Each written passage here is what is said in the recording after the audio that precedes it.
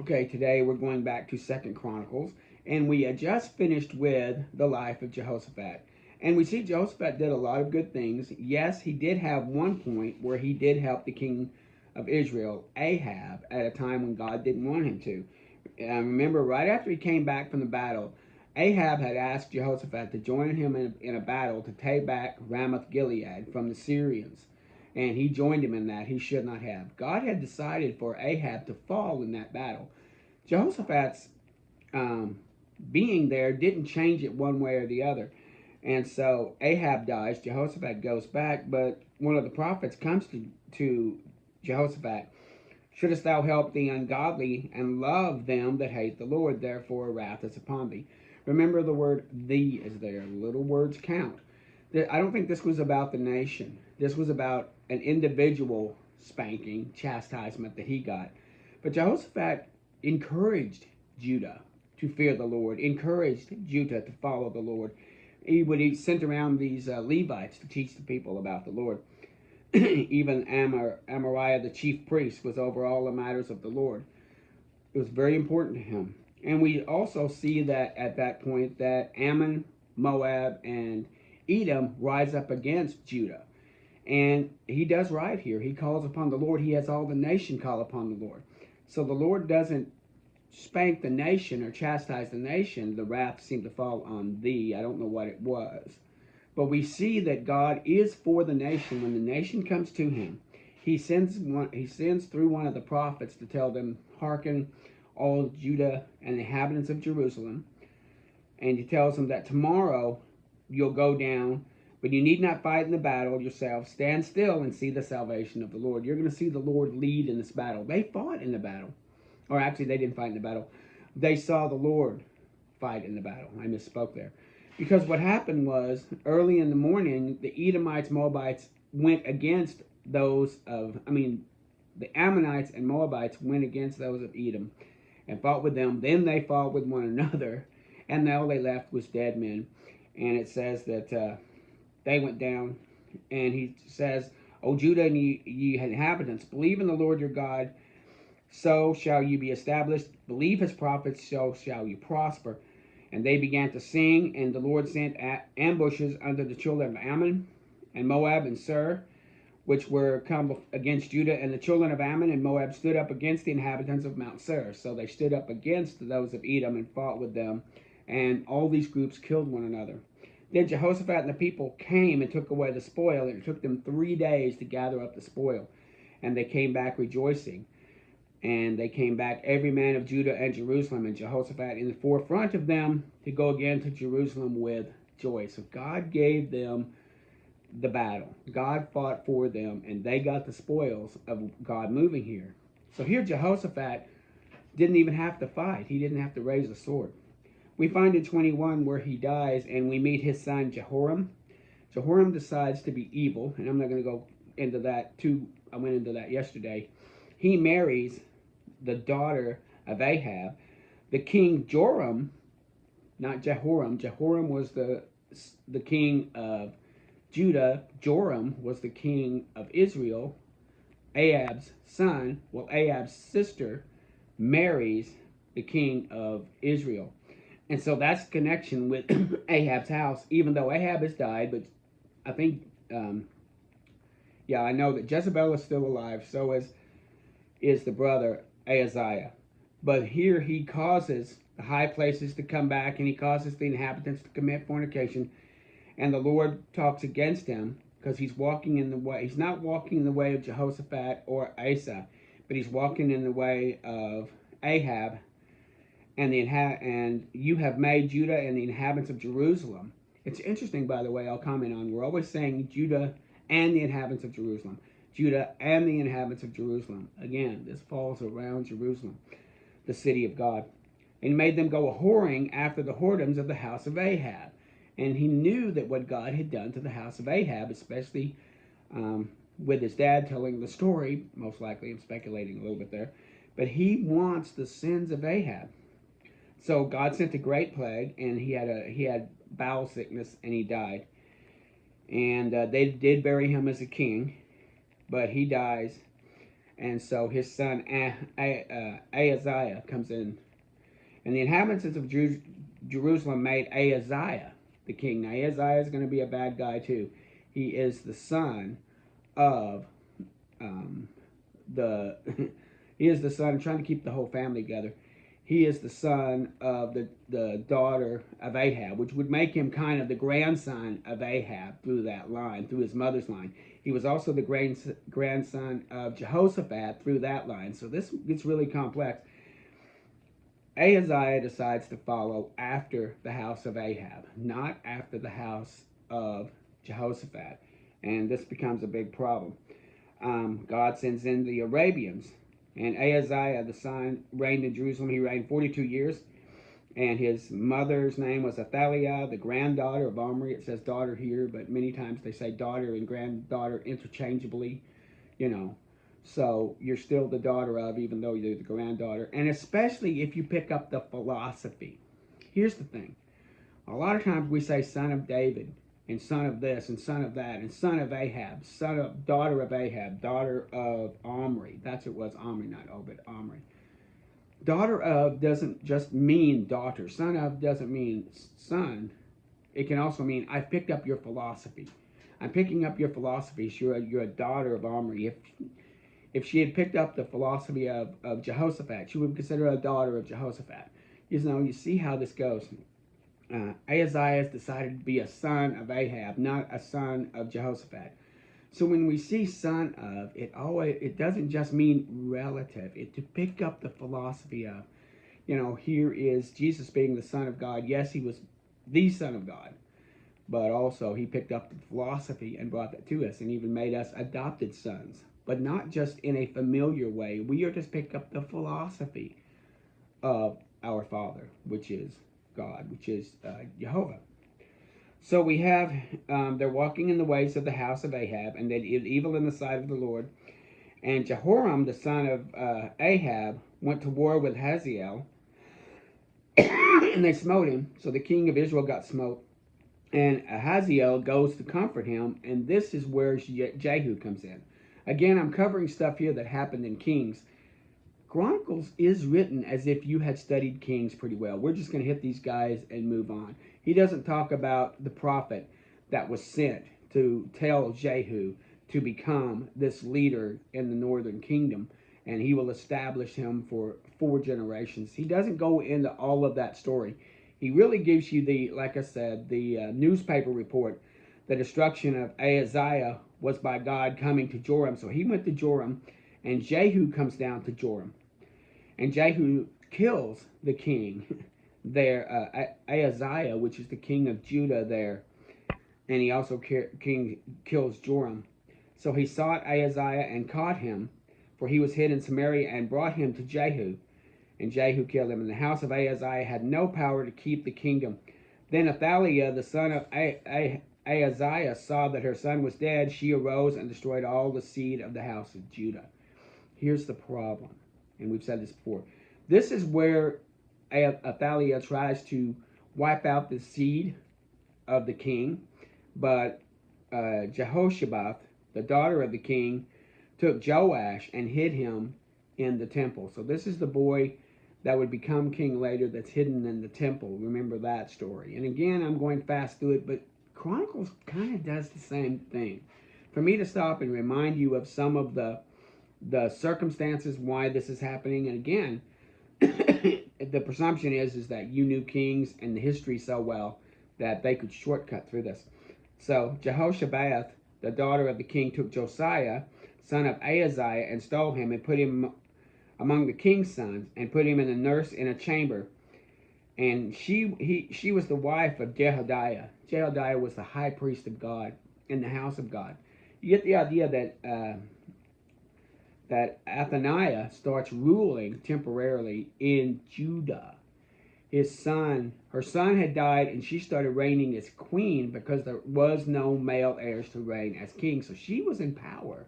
This sister of Ahab, this daughter of Omri, was now in power temporarily in Judah, and this was not a good thing. She was an evil woman who backed the play of groves, she was like Jezebel. She was like a Jezebel Jr. in the fact that she was doing the things that Jezebel, her mom, had done. So you think this is very bad to have Jezebel's daughter reigning temporarily in Judah, the city of God. The temple is there. The high priest is there. Supposedly the presence of God is there. And here's this woman. But sends Jehu in, and we saw that God has this set up, and we're going to see here in 23 that Jehoiada, the high priest, strengthened the men and took the captains of hundreds and broke them into three parts. They're going to bring the king out. They're going to announce the king and set up this kingdom instead of the queendom that was ruling with all the sin and fornication and Baal worship and Moloch and Adammelech and all the lawlessness and all the capriciousness of laws and all these things that were going on under this woman. Is that the high priest is going to bring him out. So they take men and break them up into thirds, if you remember the story, and it's told here where they have a third of them come in on the Sabbath, and a third of them are over by the gates, and a third of them are over by the king's house. And they're to let no one come out of the house of the Lord save the priests that minister unto the Levites. And the Levites shall encompass the king around, and every man with his weapons. They're going to bring the king out. He's going to be a young boy. He's going to get the protection of all these Levites, and he's going to be protection of these men around them in case the people do riot because they want their sin. They enjoy having this queen. And so the Levites gather around him. So the Levites and all Judah did according to all the things that Jehoiada the priest had commanded, and every man took his men with him. Moreover, Jehoiada the priest delivered to the captain of hundreds of spears and bucklers and shields that had come from David, from King David, that were in the house of the Lord. It's funny how they had weapons in the house of the Lord. Here we are talking about, Second Amendment stuff. They had weapons inside the house of the Lord. It wasn't just ornaments on the wall. These things were sharp. These things were shields, and they will do the job. So they brought them out. They brought out the king's son and put him a crown and gave him testimony and made him king. And when Athaliah heard it, she came running, and she yells, "Treason, treason!" And Jehoiada, the priest, and all the captains, bring her forth and slay her with the sword.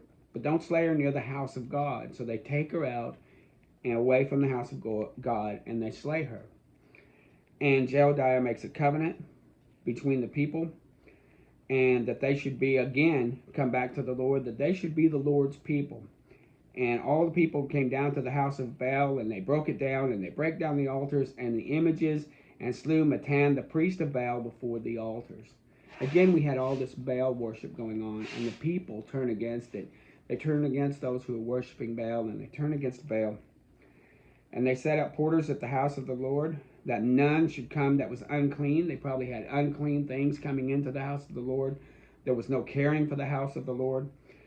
And so we have Jedediah to thank for bringing King Josiah in so that he might reign.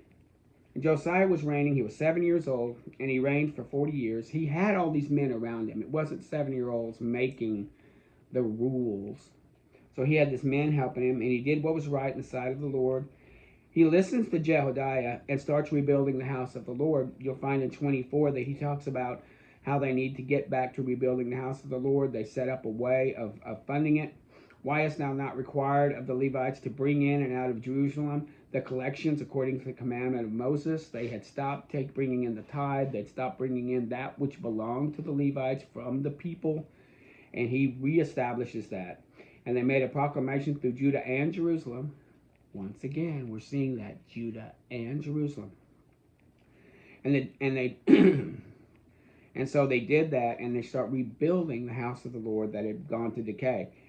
And they had so much, it says that, and they saw that there was much money, and the king's scribe and the high priest officer came and emptied the chest, and they took and carried it to its place. Thus they did every day and gathered money in abundance. These people were bankrolling the fixing of the house, bankrolling the establishment of the Levitical line and the taking care of the sons of Aaron.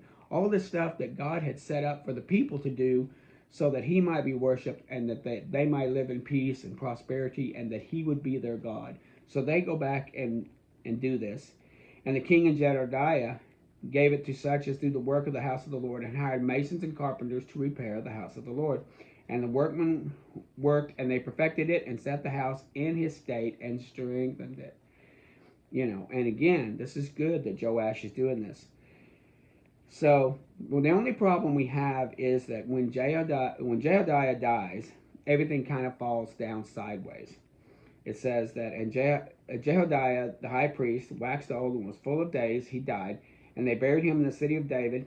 And after the death of Jehodiah came the princes of Judah, and they made obeisance to the king, and the king listened to them. So they wanted to change the rules.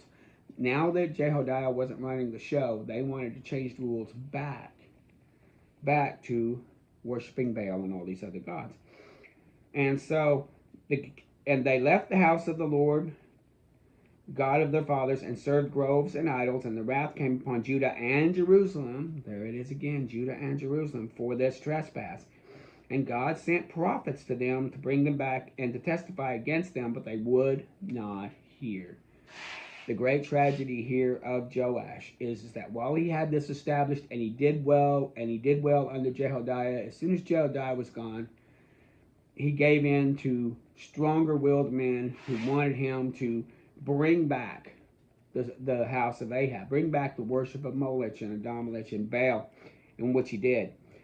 The Spirit of God came upon Zechariah, the son of Jehodiah, and he spoke against them. Why are you transgressing the commandments of the Lord?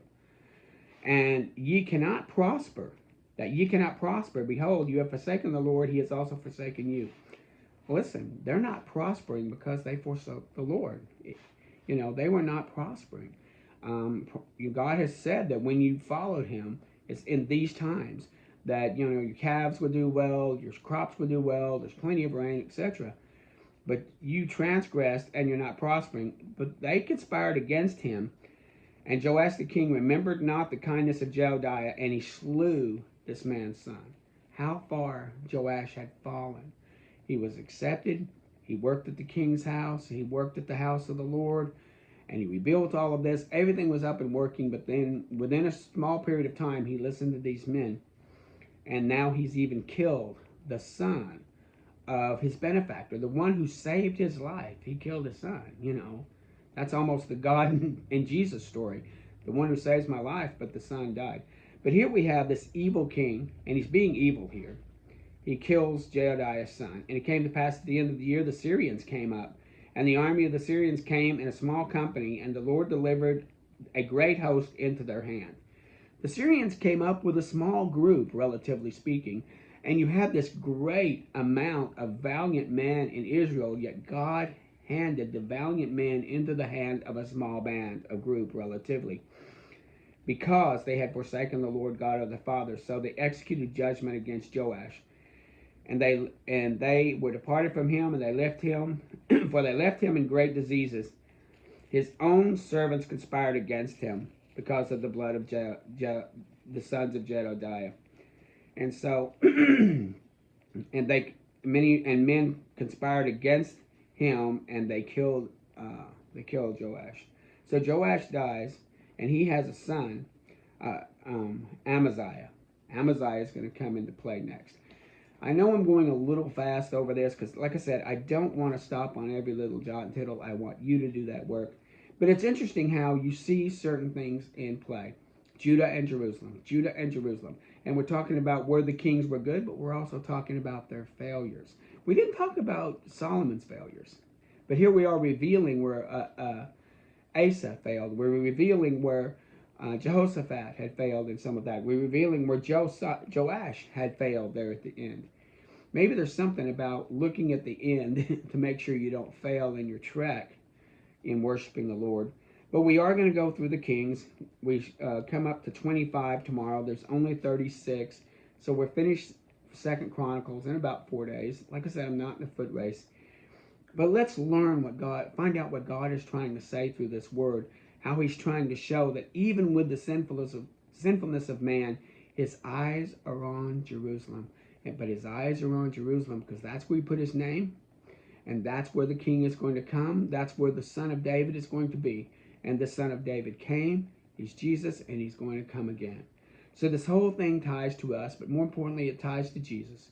And we need to see that these kings were lining up the dominoes, we're lining up the points. They're going to point to later on the coming of this Messiah. So let's look at Chronicles, let's learn about Jerusalem, and learn the most important thing about Jerusalem is the coming king. Thank you.